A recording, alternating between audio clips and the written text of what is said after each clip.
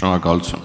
Պարոն Հովհաննիսյան, դուք խոսեցիք ֆինանսական ծառայությունների արտահանման աճի մասին, կխնդրեի մանրամասնել կոնկրետ ինչ ծառայությունների մասին է խոսքը, եւ երկրորդը դուք խոսեցիք նաեւ մեկ շնչին ընկնող ՀՆԱ-ի աճի մասին, եւ այս համատեքստում ինձ հետաքրքիր էր, թե արդյոք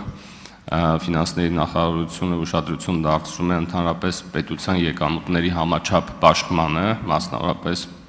օրինակի համար Gini ինդեքսին, եւ եթե այս առումով ունեք տեղեկատվություն, կխնդրեի կիսվել մեր հետ։ Պարոն Աղաջանյան, երբ որ խոսում ենք ֆինանսական ծառայությունների արտահանման մասին, դա ոչ ռեզիդենտներին տրամադրված ծառայությունների ծավալն է,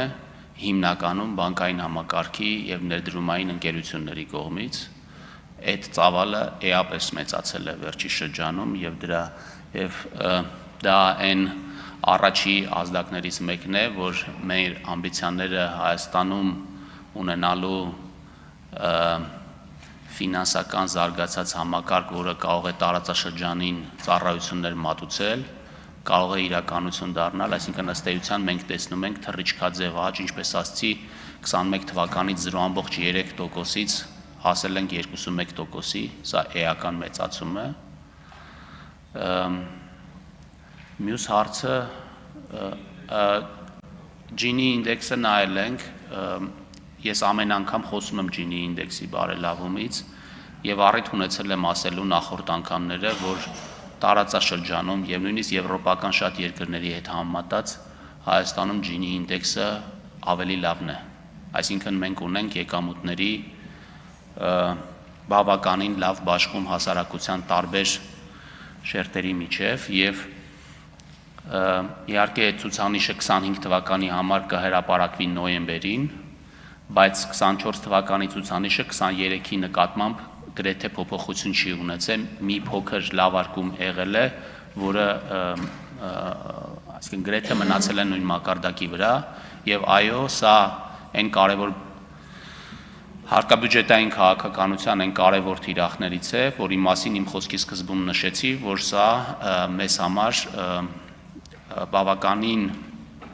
կարևոր է երկու առումով ենք այս հարցին անդրադառնում։ Մեկը հարկերի հավաքման պրոգրեսիվության ապահովման շնորհիվ, մյուսը ծախսերի կատարման, սոցիալական ծախսերի վերաբաշխողական ֆունկցիան ավելի լավ կատարելու շնորհիվ։ Եվ բնականաբար սա արտահայտվում է նաև ձեր նշած Gini ինդեքսում։ Արձագանք։ Շնորհակալություն։ Ֆինանսական ծառայությունների արտահանման մասով դուք ասացիք, որ բանկային սեկտորին է վերաբերվում հարցը եւ արտասահմանից կազմակերպություններին են նրանք ծառայությունները մատուցում։ Ես նկատի ունեի կոնկրետ ինչ տեսակի ծառայությունների մասին է խոսքը, պայմանականորեն ներդրումային բանկի գործառույթ կամ պորտֆելի կառավարում եւ այլ, այսինքն մի քիչ ավելի մանրամասն ինչ ծառայությունների մասին է խոսքը։ Ինձ պետք է իհարկե ամեն մի բանկի եկամուտների եւ ծախսերի հաշվետվությունը նայենք, որպեսզի այս ձեր հարցի պատասխանը ունենանք։ Ինձ թվում է ամեն մեկը տարբեր բանի վրա է կենտրոնանում, բայց եթե ձեզ հետաքրքիր է, մենք կարող ենք առանձին տեղեկանք պատրաստել եւ ձեզ տրամադրել դրա մասին։ Հավանիր տեսանյութը եւ բաժանորդագրվիչ նորությունները բաց չթողնելու համար։